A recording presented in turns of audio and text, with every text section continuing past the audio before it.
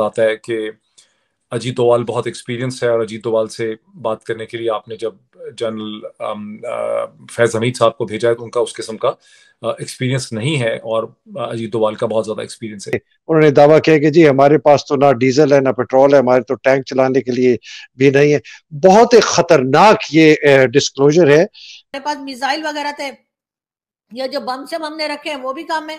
2 दिन से ज्यादा का हमारे पास सामान नहीं है लड़ने के लिए। तो आप कह रहे हैं घर तक, वो भी इसी वजह से आप कह रहे होंगे। मैं समझ गई, मैं बिल्कुल सर, मैं समझ गया। कश्मीर ऐसे मुल्क के साथ है जो आने वाले वक्तों में दुनिया का बाप बनने वाला है। अमेरिका को लीड कर रहा है, यूके को लीड कर रहा है, पूरी दुनिया। 10 अरब से ज्यादा फॉरेन एक्सचेंज रिजर्व्स होंगे और यह समस्या टल जाएगी जो आज की तारीख में पाकिस्तान के पास है, जिससे पाकिस्तान घिरा हुआ है। पाकिस्तान फिर जिहाद करेगा। याद करिए से जुड़ा है क्योंकि भारत अंदर पुंछ कश्मीर में हमला होना और पाकिस्तानी मीडिया से इस बयान का वायरल होना कि हम भारत के साथ लड़ नहीं सकते। फौज ना तो लड़ सकती है और ना ही वो कोई जंग कर सकती है। तो ये दो बातें तो मतलब है ये काफी है ये समझने के लिए कि पाकिस्तानी फौज कहाँ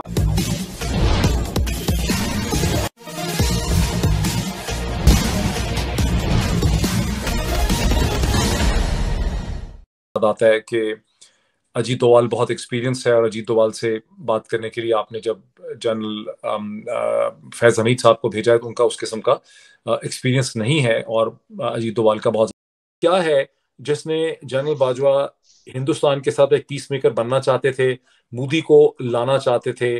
कश्मीर में जब 5 अगस्त 2019 हुआ तो उस वक्त क्या वाकई जनरल बाजवा और जनरल बाजवा की फौज को आखिरी 5 दिन तक पता ही नहीं था कि हिंदुस्तान क्या करने को चला है, या उनको पता था और उन्होंने अपने प्राइम मिनिस्टर को नहीं बताया, उसके खिलाफ कोई काउंटर पोजीशन जो है उस स्टेज पर उन्होंने नहीं ली। Bajwa from quite some time जब वो गालिबन ब्रिगेडियर थे और कहीं उन्होंने यूनाइटेड नेशन की भी उनकी प्लेसमेंट्स वगैरह हुई जहां गालिबन एक इंडियन जनरल जो थे उनके कमांडिंग ऑफिसर थे विक्रम।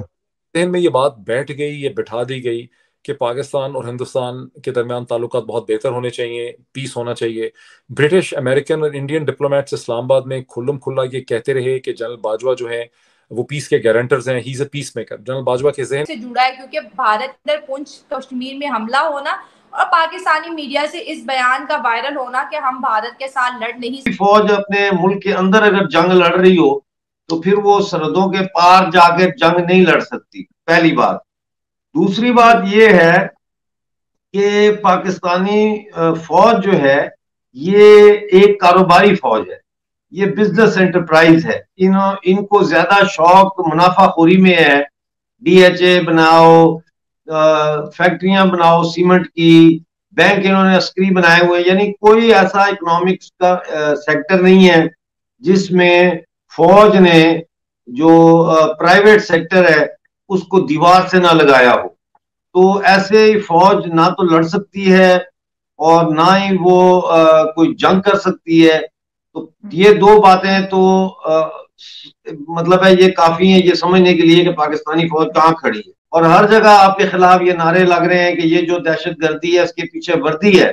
तो आप किस जोन में आप जंग लड़ेंगे? आपकी तो अवाम ही आपके साथ नहीं है। और अगर कोई जंग होती है, हिंदुस्तान तो बहुत बड़ा मुल्क है, अफगानिस्तान से भी आपकी अगर जंग होती है तो आप ये समझ लें कि जो बलोच हैं उनको आजादी हासिल करने में ज्यादा आसानी हासिल होगी, क्योंकि सारी फौज तो जंग में लग जाएगी। तो इनके पास कुछ भी नहीं है, फौज के पास पैसे नहीं है, सरकार के पास पैसे नहीं है। ये मुल्क दिवालिया हो चुका है। ये सिर्फ अब ऐलान नहीं कर रहे, बाकी तो इनके पास अब कुछ भी नहीं रहा। जी 10 अरब से ज्यादा फॉरेन एक्सचेंज रिजर्व्स होंगे और यह समस्या टल जाएगी जो आज की तारीख में पाकिस्तान के पास है, जिससे पाकिस्तान घिरा हुआ है। पाकिस्तान फिर जिहाद करेगा। याद करिए, बोला था कि नहीं बोला था? वही चीज इन्होंने बोल दी आज, सेम चीज। बात वही है। बात यह कह रहा है, पाकिस्तान का पूर्व आर्मी चीफ यह बात कह रहा है कि साहब क्योंकि हमारे पास पैसे नहीं इसलिए दोस्ती कर लो। यानी कि अगर कल तुम्हारे पास पैसे होते तो तुम अटैक करते। यह नियत है। आप इस स्टेटमेंट को सब लोग ये कह रहे हैं कि अरे बाजवा ने दोस्ती का हाथ करा दिया, और वो कह रहा था कि बाद में फिर नरेंद्र मोदी भी आएंगे, नरेंद्र मोदी पाकिस्तान आएंगे कई दिन। किसी ने तो ये बोल दिया कि वो कटास राज मंदिर में नरेंद्र मोदी जी को 7 या 8 दिन रहना था वहां पे पूजा करने। 7-8 दिन मोदी जी रहते कहीं पे, वो 7-8 घंटे नहीं रहते कहीं पे। पर पाकिस्तानी आदत है ना फेंकने की लंबी लंबी लाहौरी, तो लाहौरी आदत से बाज नहीं आए। इन्होंने क्या करा है कि ये पूरी एक बात आपको चूरन बेचने की कोशिश करी कि भाई ये इसलिए हम भारत से चाहते हैं, हम इसलिए भारत से दोस्ती चाहते हैं क्योंकि लड़ने की क्षमता नहीं है यार। कश्मीर ऐसे मुल्क के साथ है जो आने वाले वक्तों में दुनिया का बाप बनने वाला है। अमेरिका को लीड कर रहा है, यूके को लीड कर रहा है, पूरी दुनिया को।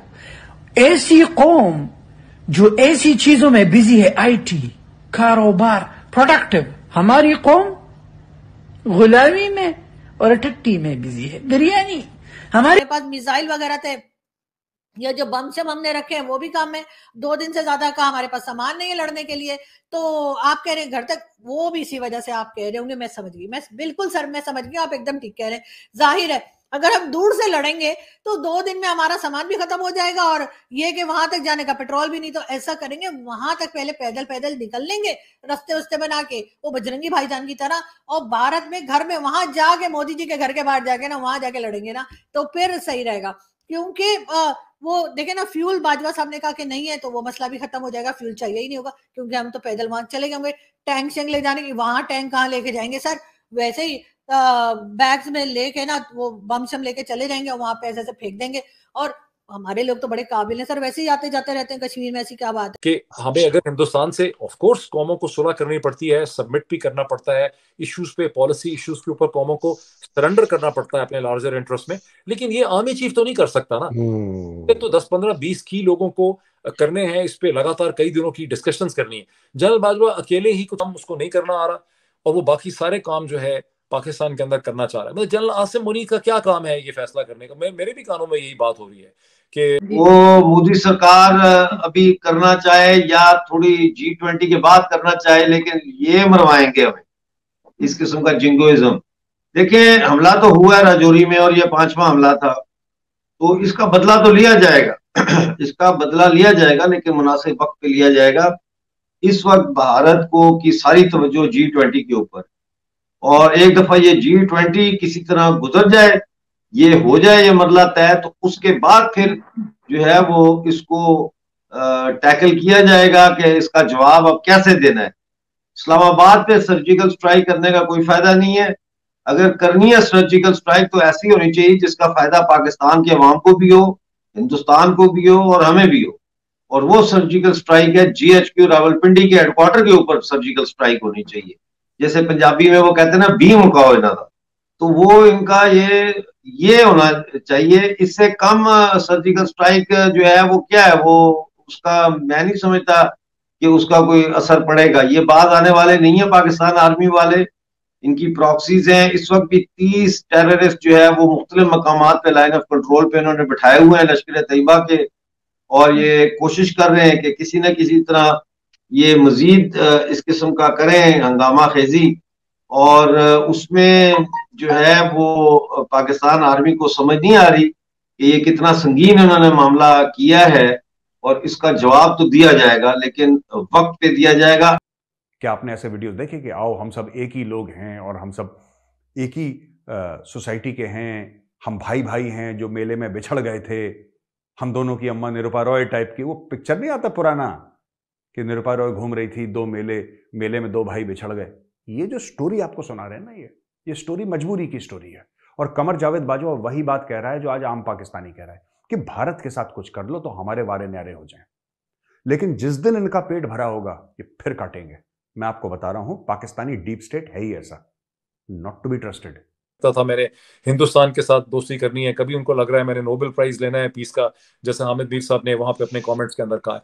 तो इस स्ट्रक्चर को सच्चे दिल से, सिंसेरिटी से रिफॉर्म करने की जरूरत है। रिफॉर्म के तमाम आइडियाज सीनियर आर्मी ऑफिसर्स के माइंड्स के अंदर मौजूद हैं। बेसिक डिजायर होनी चाहिए कि रिफॉर्म करना है। आर्मी चीफ कोई काम नहीं है जो वो करने उसने शुरू कर दिए हैं पाकिस्तान में। कभी हुकूमतें गिरा रहा है, कभी हिंदुस्तान से दोस्ती का सोच रहा है, कभी अमेरिका की गोद में बैठने का सोच रहा है, कभी चीन से दूर होने का सोच रहा है। ये आर्मी चीफ किधर से करने लग गया ये सारे फैसले। और लेकिन ये आप अगर हमसे जुड़ा रहना चाहते हैं तो कृपया मेरे चैनल को सब्सक्राइब करें तथा बेल आइकन भी दबा दें ताकि नई वीडियो की जानकारी तुरंत आप तक पहुंच जाए। धन्यवाद। जय हिंद।